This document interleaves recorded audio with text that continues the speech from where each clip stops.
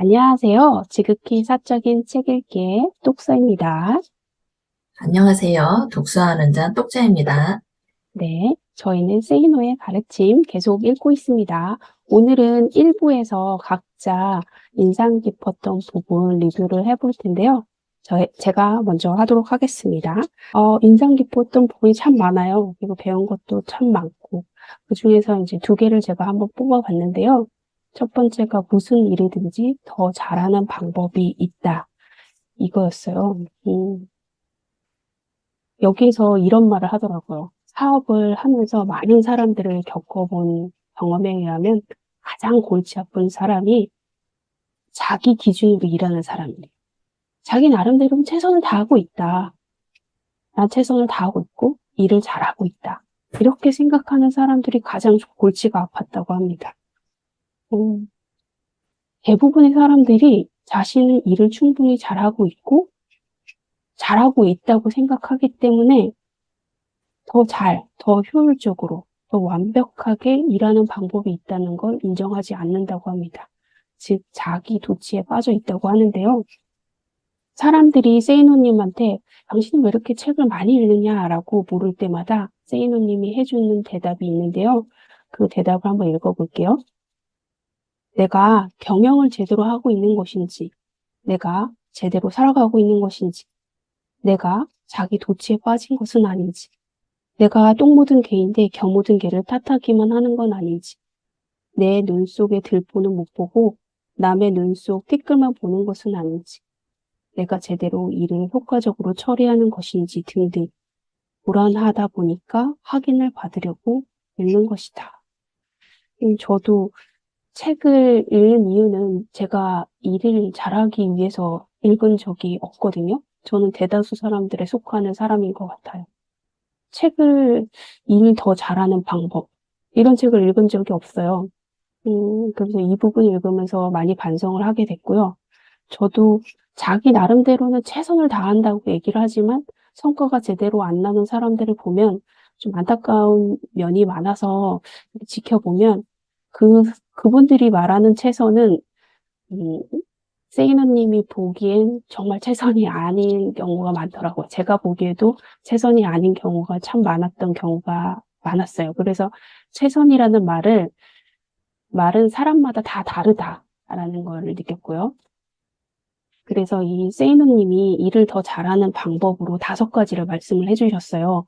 그걸 한번 하나씩 읽어볼게요. 처음에는 어떤 일을 반복적으로 하고 있다면 반드시 개선점을 찾아내라입니다. 세이누님은 같은 일을 수개월 동안 계속 반복한다면 더 효과적인 방법은 없는 것일까를 생각하며 더 좋은 방법을 찾아 개선하려고 무지무지 애를 쓴대요. 그리고 상당히 많은 여러 분야에서 그 변화를 시도를 한다고 합니다. 예를 들어서 집에 오면 방 안에 가득 찬 물건을 정기적으로 정리하고 새롭게 배치를 하고 또 개선점을 찾으려고 한다고 합니다. 저는 이게 똑서 채널을 운영하면서 PPT를 가끔 만드는데요. 이것도 솔직히 수년간 반복해온 일인데 이거에 대해서 개선점을 찾으려고 한 적이 없어요. 그렇게 생각한 적도. 그래서 그 부분에 되게 많은 반성을 하게 되더라고요. 어떤 일을 할 때도 다음엔 요건 요렇게 해야지 하면서도 다음에 할 때는 또 그걸 잊어버리게 되는 경우도 많고 이 부분을 보면서 좀 많이 반성하게 됐습니다.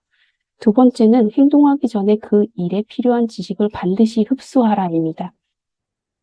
전혀 모르는 분야라면 밤을 새워서라도 인터넷을 샅샅이 뒤져 관련 지식을 공부하라. 섣불리 전문가라는 사람을 찾아 나서지 마라. 반드시 관련 법규들을 찾아 공부하는 것도 잊지 마라. 법을 미리 확인하지 않아 낭패 보는 사람들이 한둘이 아니다. 라면 하나 제대로 끓이려면 설명서를 읽어야 한다는 것을 잊지 말라 이건데요. 어, 저도 행동하기 전에 그냥 대충 인터넷에 몇 개, 글을 세심하게 읽지도 않고 슥슥 그냥 대충 보기만 하지, 이렇게 전문적으로 공부를 한 적이 없었던 것 같아요. 이것도 참 많이 반성을 했고요. 셋째가 이제 실수하지 마라인데요. 기본적으로 실수는 자만에서 나온대요. 실수를 하지 않으려면 어떤 일을 하는데 필요한 모든 세세한 것들을 적어 놓는 체크리스트가 반드시 필요하고, 그거를 항상 볼 수 있는 책상에다 붙여놓고 그 일을 할 때마다 확인을 해야 한다고 하는데요. 저는 이 체크리스트가 그러니까 초보자들한테, 일을 처음 하는 신규자들한테 필요한다고 생각을 했고, 지금의 저같이 그치, 오래된 숙련된 사람한테는 이 체크리스트가 필요 없다라고 생각을 했거든요. 그런데 그런 자만해서 실수가 나오는 것 같아요, 정말. 체크리스트를 정말 잘 활용해서 앞으로 실수하는 일이 없도록 해야겠다는 것도 많이 느꼈고요. 네 번째는 효율적으로 일을 해라인데요. 이것도 마찬가지인 것 같아요. 어떤 사람은 4시간 동안 하는 일을 또 다른 사람은 10시간 동안 일을 하는 경우도 있고, 그리고 다음에 일을 할 때 그 전에 일을 저장하고 기록해 놨다면 그걸 불러와가지고 거기에서 이제 수정에 들어가면 되는데 다시 새롭게 예전에 했던 걸 다시 새롭게 작성해가지고 시작하는 경우가 있어요. 이런 것도 다 효율적인 것 같아요. 근데 여기에서 이제 세이노님은 이 효율성은 언제나 당신의 지식과 비례한다는 사실을 잊지 마라라고 하거든요.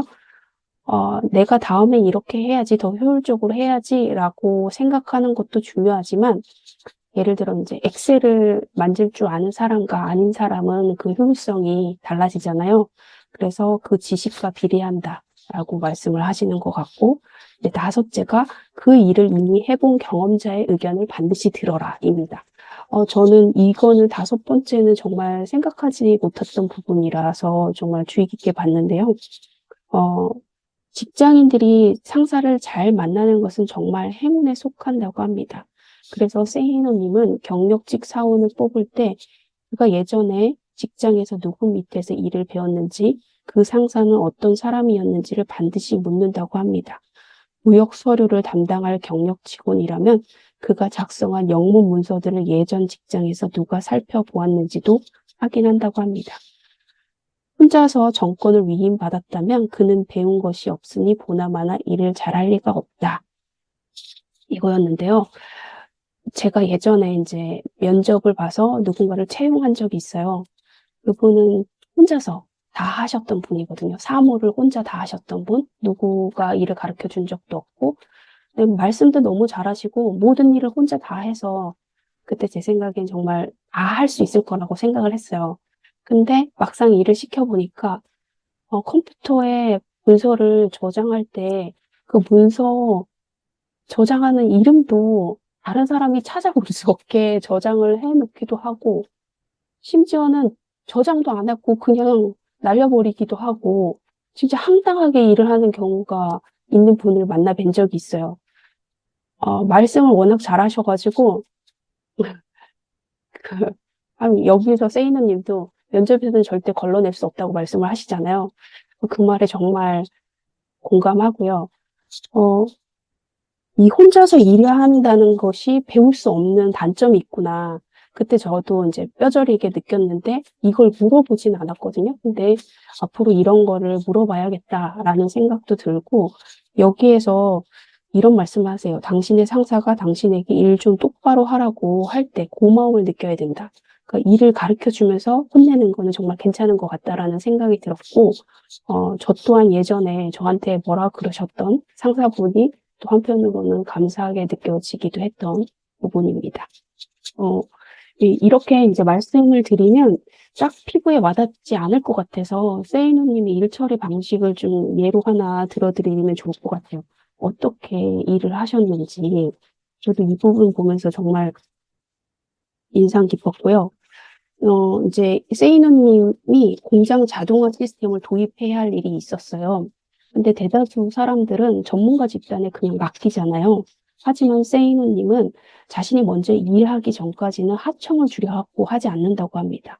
왜냐하면 이런 시스템을 구매하기 전에는 자신이 계약서상의 갑이지만 구매한 뒤에는 기술적으로 그 업체에 완전히 종속되어 실질적으로 나는 을의 위치로 바뀐다는 것을 경험적으로 알고 있기 때문이라고 합니다. 실제로 정말 그렇긴 한 것 같아요. 그리고 게다가 그 엔지니어들은 실제 소유치보다 오버된 디자인된 제안을 하는 경향이 있어서 불필요한 고가 장비가 장착되기 쉽다라는 걸 이제 경험적으로 알고 계셨고요. 그래서 세이노님은 이 공장 자동화 관련해서 공부를 시작하셨어요. 관련 잡지를 구독하기 시작하셨고, 그다음에 업체에 전화를 걸어서 이것저것 물어보기도 했고, 자동화 종합 정시장에 가서 구경하고 상가 업체들을 귀찮게 하면서 물어보고 카탈로그를 모았고, 그다음에 구로동 공구상가는 물론 용산 전자상가 지하 1층도 직접 기웃거리며 지식을 쌓으셨다고 합니다. 그렇게 6개월을 보내셨대요. 그리고 6일간 집중적으로 그동안 축적된 자료를 본격적으로 검토하고 인터넷 검색을 하면서 지식을 총정리해 나가셨고요. 그리고 마침내 이제 회의를 했는데요.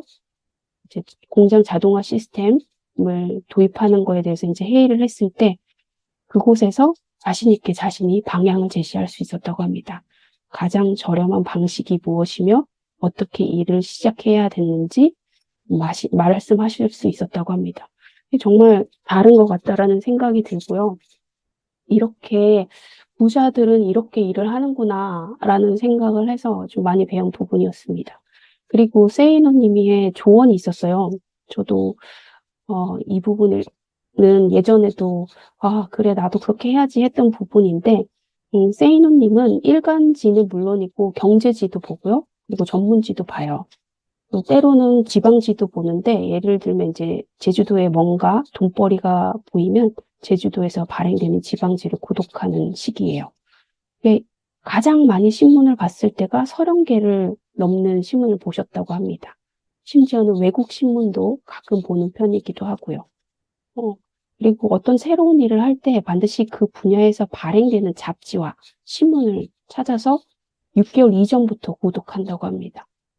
그래서 저희한테 제발 공부 좀 하라고 하고요. 돈이 없으면 도서관에 가서 책 좀 읽으라고 말씀하세요. 자신은 돈이 없을 때는 헌책방에 가가지고 가오로 1년치를 사서 구매해서 주셨다고 합니다. 이런 방법은 자신이 아주 즐겨 사용하는 방법이라고 하시는데요. 예전에 용달차로 2대 분량의 헌잡지를 산 적도 있다고 하십니다.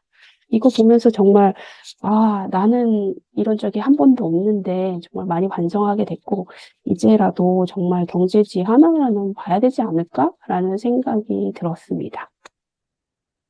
그리고 다음에가 이제 아무 일이나 재밌게 하라인데요. 이 부분도 정말 저의 고정관념이나 선입견을 좀 깨는 부분이었던 것 같아요.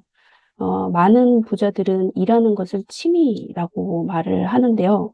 그러니까 즉 재밌게 즐긴다는 뜻인데 그 토마스 스탠리는 백만장자 마인드에서 미국의 백만장자 733명을 표본 조사해서 나온 결과를 보면 백만장자의 86%는 나의 성공은 내 일과 직업을 사랑한 결과다라고 말하고 있고 81%는 나의 일은 내 능력과 적성을 한껏 발휘할 수 있도록 해준다.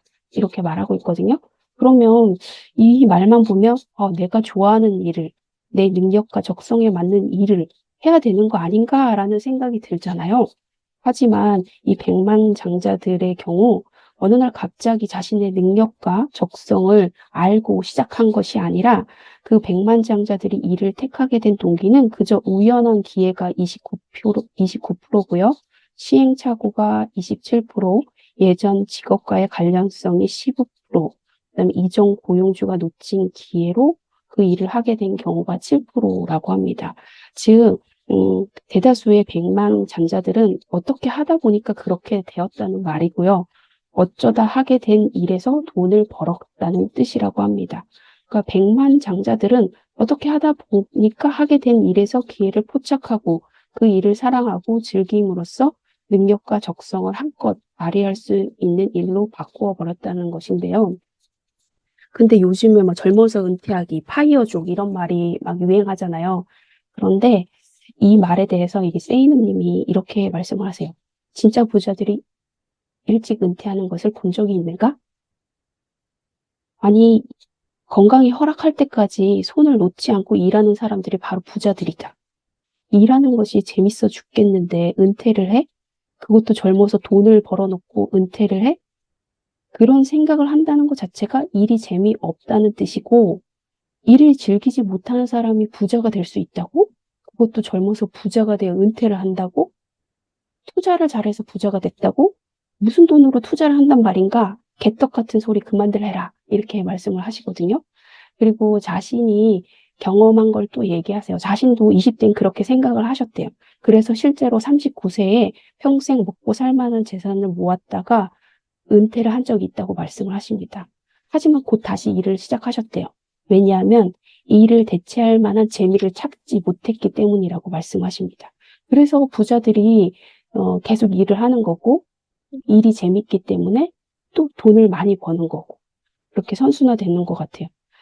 세이노 님도 10가지 이상 분야에서 일을 했는데, 그 중에서 내가 지식을 갖고 있던 분야는 음향기기뿐이었고, 나머지 9가지 분야는 어쩌다가 알을 내밀게 된 일에서 일을 시작하고 돈을 벌었다라고 말씀을 하십니다. 하지만 자기가 달랐던 건 나는 어느 분야에 발을 내밀든 간에 상상 이상으로, 당신이 상상하는 그 이상으로 그 분야의 기신이 되고자 노력했다라고 하는데, 이 기신은 정말 전문가가 되려고 했다라는 말이고요. 이분이 이제 그 분야에서 전문가가 되려고 얼마나 공부를 했는지 이렇게 찾아봤어요. 말씀하신 걸 이제 좀 요약 정리를 하면, 어떤 일에 뛰어들든지 간에 관련 지식을 책을 통해서 먼저 공부를 하셨대요. 그래서 책을 구입하는 데는 돈을 아낀 적이 없다라고 말씀하셨고, 낮에는 일 때문에 책 볼 시간이 없어서 자연히 저녁 시간과 휴일을 이용하셨고, 차 타는 시간을 줄여야 했기 때문에 일찍부터 운전기사를 두었다고 하십니다.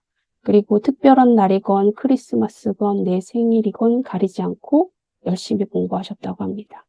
그렇게 해서 알게 된 게 한둘이 아니라고 말씀을 하십니다. 그래서 이렇게 말씀하세요. 명심해라. 내가 믿고 있는 원칙은 단 하나. 모르면 괴롭고 알면 즐겁다는 것이다. 그러니까 무엇인가를 잘하면 재미를 느끼게 마련이라고 말을 합니다. 그래서 하기 싫은 일이란 적어도 부자가 되는 가정에는 있을 수 없다라고 말씀하세요. 부자가 된 이유는 그 일에 정말 잘하기 때문이고, 잘하면 재미를 느낀다는 거예요. 그래서 이렇게 말씀하십니다. 사람들이 일에 재미를 느끼지 못한 이유는 자기가 좋아하는 일을 하지 않아서가 아니라 일을 완전히 알려고 하지 않았기 때문이다 라고 말씀을 하셨어요. 이게 부자가 되는 원칙이다 라고 말씀을 하세요. 그래서 이 부분도 참 많이 반성을 했던 부분입니다. 저는. 네. 똑자님은 어떻게 읽으셨는지 말씀 부탁드려요. 네, 저도 똑사님이 말씀해 주신 것처럼 일 잘하는 부분에 있어서 좀 많이 찔리기도 하고, 내가 진짜 최선을 다했다고 말하기 어렵게 일했을 수도 있겠구나 하는 생각을 많이 했고요. 제가 여기 요 장에서 제일 좀 인상 깊었던 부분은 미래를 미리 계산하지 말아입니다. 여기서 세이노님이 그 피보다 진하게 살아라라고 책 표지에 써 있는데 그 말이 나온 이유를 좀 설명해 주시는데요. 20대 초반에 3번의 자살 시도 경험이 있었다고 합니다. 여기서 이제 우울했던 사례를 들어주시는데, 군 제대 후 압구정동에서 우연히 부잣집 여자친구랑 지나가다가 그녀한테 결혼하면 어떤 곳에서 살고 싶냐고 물었는데, 그녀의 대답은 얼마 전 결혼한 막내 언니가 20몇 평에 사는데 좁게 느껴지므로 자기는 30평 정도가 되면 좋겠다 라고 해서 그 동네 아파트 가격을 알아보았더니 20몇 평형 아파트 전세조차도 나로서는 평생 못 가질 것이었다. 남산 꼭대기에서 바라볼 때 수없이 널려있는 그 아파트들 중에 정말 단 하나라도 내 것이 되는 일은 정말 영원히 불가능해 보였다. 라고 하시는데요. 그래서 그 수많은 아파트 중에 내가 들어가 쉴 곳이 하나도 없구나. 군 제대 후 기술이 있는 것도 아니고 대학생도 아니고 홀로 세상에 던져진 가난한 청년에게 하면 된다라는 말은 사기나 다름없었다. 그래서 그때 정말 좀 절망하고 고독하고 해서 손목에 면도칼을 깊게 긋고 깨어보니 병원 응급실이었고 그 덕에 정신병원에 강제로 보내지기도 했다고 하시는데요. 거기에서 내가 절망감과 고독감, 외로움, 상황 도피, 삶의 기준 상실로 인해서 자살을 생각했구나. 그런데 3번이나 실패하고 나서는 이왕 살아야 한다면 피보다 진하게 살자라고 결심하고 열심히 사셨다고 합니다. 그래서 여기에 우리는 왜 절망하는 것일까라는 질문을 하는데요. 미래의 상황을 현재의 처지에 비추어 미리 계산하기 때문이다. 지금 인류대를 못 다닌다고 해서 10년 후에 성공하지 못할 것이라고, 지금의 빚을 5년 후에도 못 갚을 것이라고 미리 계산하여 체념하기 때문이다. 라고 합니다. 그래서 저도 과거에 이런 경험이 있었는데요. 사회 초년생일 때 자산 계획을 할 때는 임금이 앞으로 상승하고 제가 모은 돈이 종잣돈이 눈덩이처럼 굴러가고 자산의 복리 효과가 일어난다는 것을 생각을 못하고, 아, 요만큼씩 저축해서는 진짜 서울의 아파트, 그냥 내가 살 만한 집 하나 사는 게 불가능하겠구나라고 생각했던 적이 있었는데요. 그 아마라의 법칙이라고 미국 과학자인 로이 아마라가 기술혁명을 설명하는 내용이 있습니다. 여기 제일 밑에 보시면 우리는 일반적으로 새로운 기술의 효과에 대해 단기적으로는 과대평가하는 경향이, 장기적으로는 과소평가하는 경향이 있다라고 하는데요. 제가 계획을 세울 때에도 단기적으로는 좀 당장 무언가가 눈에 보이는 성과를 내기를 바라고, 장기적으로는 그 꾸준히 단기적인 노력들이 모여서 큰 효과가 날 수 있다는 거를 좀 생각 못하는 경향이 있었던 것 같아요. 여기 우리는 왜 절망하는 것일까에 로버트 슐러라는 분의 이야기를 하는데요. 절벽에서 떨어지고 있는 상황일지라도 아무것도 할 수 없는 것은 결코 아니다. 떨어지고 있으므로 하늘을 향해 날아볼 수 있지 않느냐는 것이다. 추락하는 것은 날개가 있다라는 말을 세이노님이 좋아한다고 하시는데요. 나 역시 그렇게 떨어지던 중 비쩍 마른 2팔로 온 힘을 향해 세상 속으로 날개짓을 시작하였을 뿐이다. 절망의 골짜기에는 밑바닥이 없다. 우리를 파괴시키는 것은 우리 자신일 뿐이다.